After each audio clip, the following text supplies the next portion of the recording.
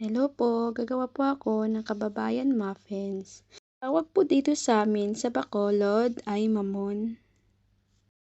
Tara po, samahan niyo po ako kung paano po ako gumawa ng kababayan muffins. Una po, mag-preheat po tayo ng ating oven.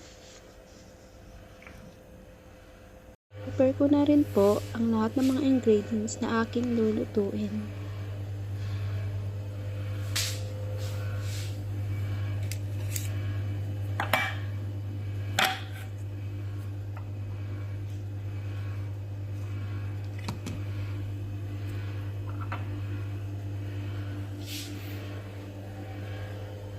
Nang ginawa ko po, sinala ko po yung flour para hindi po siya madikit-dikit. Bali 4 cups po na flour yung ginamit ko. Salain lang po natin hanggang maubos po.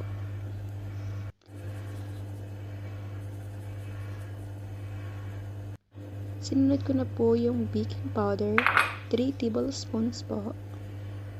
Sunod po ay salt, 1 and 1/2 tablespoon.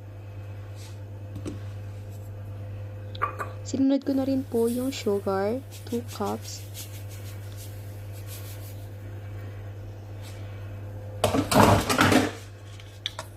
At hahaluin na po natin ng mabuti bago po ilagay ang liquid. Nilagay ko na rin po yung 4 eggs. Ni-scramble ko na po siya. Sinunod ko na po yung milk plus water. Bali 1 cup po ng liquid milk yung ginamit ko. Tapos 1 cup ng water. Tapos oil. Sinunod ko na rin po yung melted butter.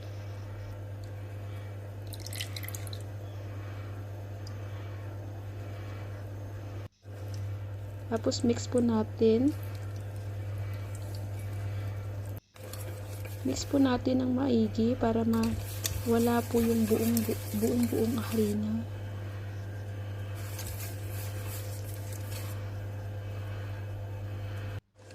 Ayan na po. Nahalo ko na po siya ng maayos.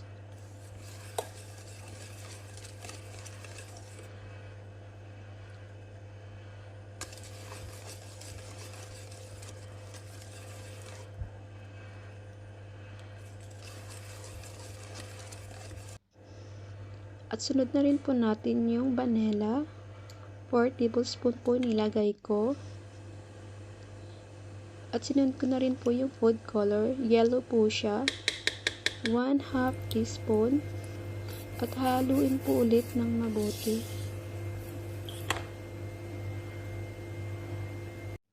At ito na nga po. Nahalo ko na po siya. Isunod na rin po natin. Mag-prepare po tayo ng molder natin. Depende po kung anong gagamitin yung molder. At papahiran po natin ng oil muna bago ilagay yung ating muffins. At yan na nga po, maglagay na rin po tayo ng muffins sa ating molder. Bali 3/4 lang po yung ilalagay kasi aalsa pa po siya. At ito na nga, patapos na po ako. Nilagyan lahat. Ilulutuin na rin po natin. Hindi na rin po siya kailangan i-alsahan pa. At ayan na nga po, naluto na. Yan po. Ito na po siya. Palamigin muna natin bago kainin or iserve. Pwede rin po siyang ipang negosyo. Masarap po siya, promise. Thank you for watching.